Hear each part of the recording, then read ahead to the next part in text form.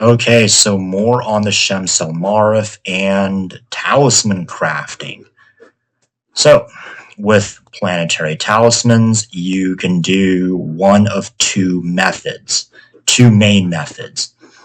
You can add up the numbers in a number square corresponding to whatever planet. So 4x4 for Jupiter, 3x3 for Saturn, 5x5 for Mars, so on and so forth until you get 9x9 for the Moon and Yesod.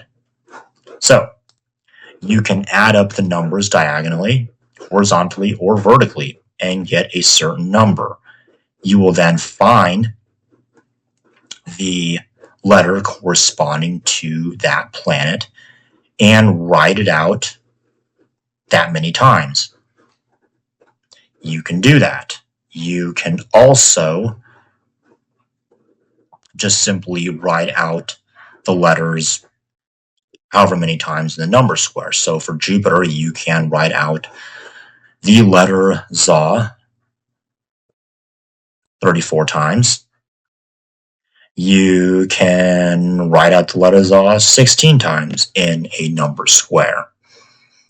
Or you can find the four letters corresponding to Jupiter and its signs that it rules over and is exalted in, and do that, and then simply write one letter diagonally across one way, the other letter diagonally across the other way, and then fill in the blanks for the other two letters.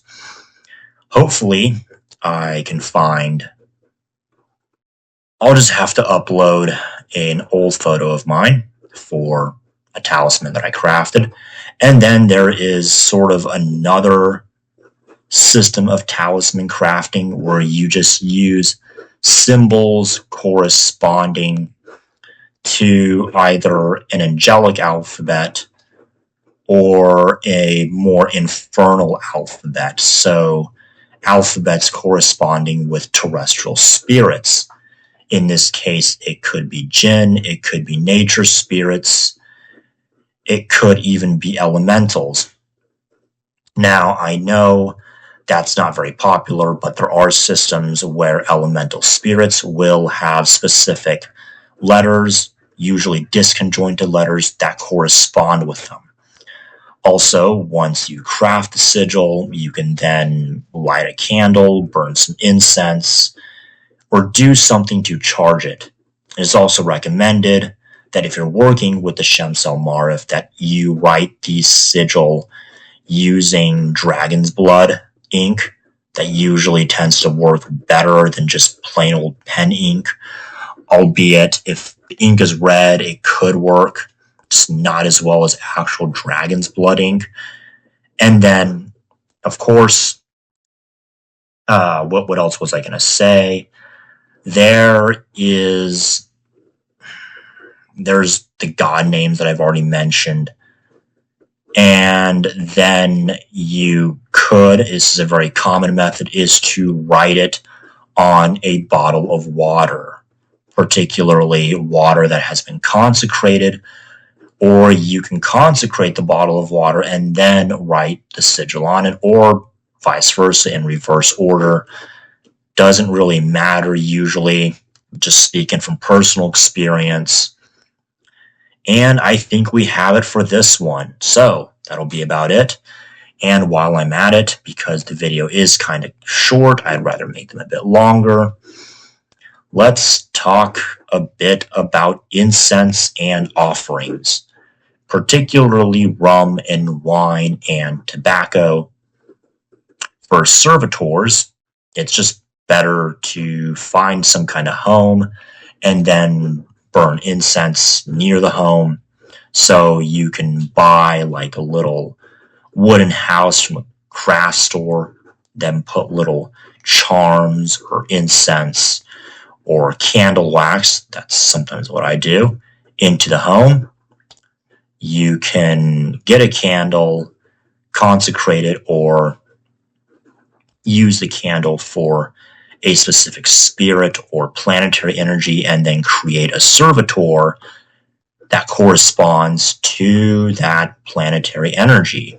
So if you want to light a red candle, let it burn down, and then create a servitor that corresponds with Martian or martial correspondences like anger, war, strength, drive, so on and so forth. You then create that home for your servitor, and then, yeah, kind of just fill it up. I've done that a few times. I know it's not a popular method, but yeah, I'm just speaking from experience. That's kind of the best way to go about these things. And I think that'll be about it for this one. So we've covered servitors and a little bit more of talisman magic. I think that'll be about it for now, and take care. Okay, quick upkeep. So I've had quite a bit of editing to do and editing my tags. So hopefully that will go well. And I know I've been saying this for a while, but I still haven't had a new mic yet. Just had some minor financial setbacks, so it will have to wait. And you'll have to listen to this annoying ass, crackly ass mic. Anyways, let's talk a bit about spirits. And should you work with spirits? The quick answer is, well, it depends what spirits you're working with, the reason you're working for them, and your paradigm. So, we essentially have two models of, I guess, paradigms or whatever you call it for spirit working. One, you have the spirit model, which essentially states that spirits are indeed very real. They are their own entities, and you can call upon them, work with them, whatever. And that since they're kind of already here and they're already doing stuff and people are working with them, you might as well work with them too. Then there is, of course, the psychological model, which states that spirits are simply just egregores, servitors, probably not even servitors, just egregores, and perhaps god forms that simply people have put energy into, and therefore they have sort of an effect in the real world.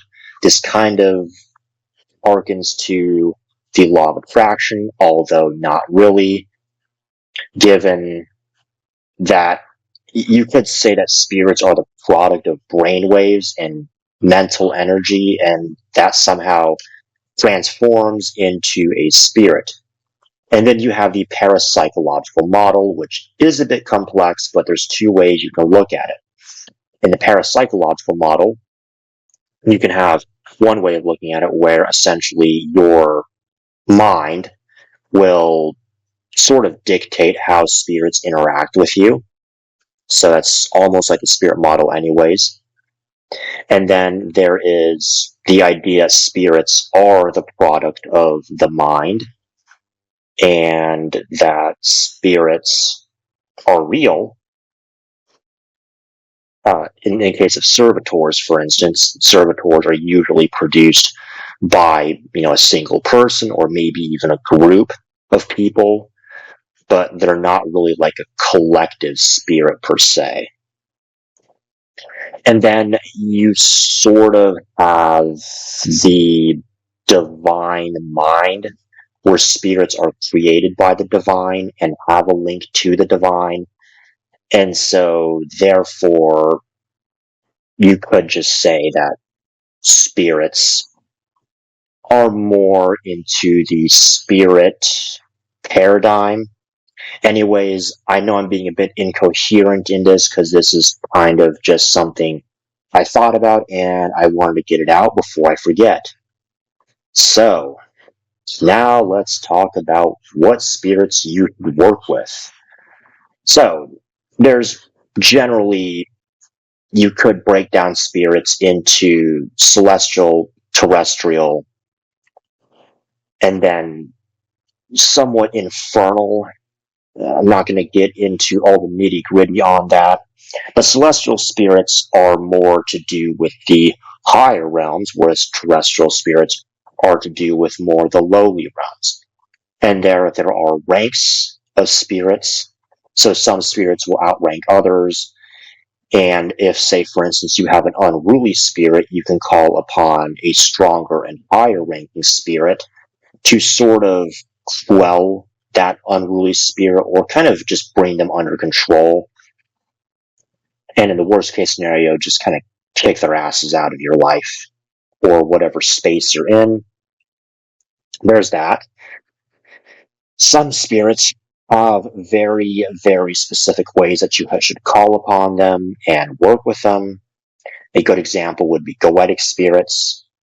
Of course, with a lot of spirits, you do have to keep up with offerings, and you will have to keep up with contracts should you make a contract or a pact. Not much you can really do about that, so the best course of action would be to call upon a spirit in which you know you can acquire the offerings or to even have them beforehand. And then there are some spirits in which you could say have certain offices of duty or certain specialties, and you should not call upon a spirit with sort of a conflicting specialty. Then there's sort of the issue of whether spirits work for the greater good or are more selfish, and they sort of have their own interests. So some spirits tend to have, you could say, destructive interests. Some of them care more about the greater good, and some of them value fairness, some of them value justice, some value beauty, so on and so forth. There's that. And I think that'll be about it for part one of this video series. I will probably do a part two when I can get my thoughts together and hopefully have some money to buy a better mic. And I think that'll be about it for now. So peace out and take care. Okay, so one thing I did forget to mention, and I'm not going to put this in a separate video, would be devotionals. Devotionals are kind of like offerings, but it's more just of recognizing the presence of the spirit and sort of giving that spirit kind of the respect that it deserves for helping you or just for kind of being there. So, for instance, this could be you lighting a candle that corresponds with the spirit, burning incense, using oils, effigies, so on and so forth. And I think that'll be finally it. It's kind of weird how I decided to add something right after I finish, but such is such.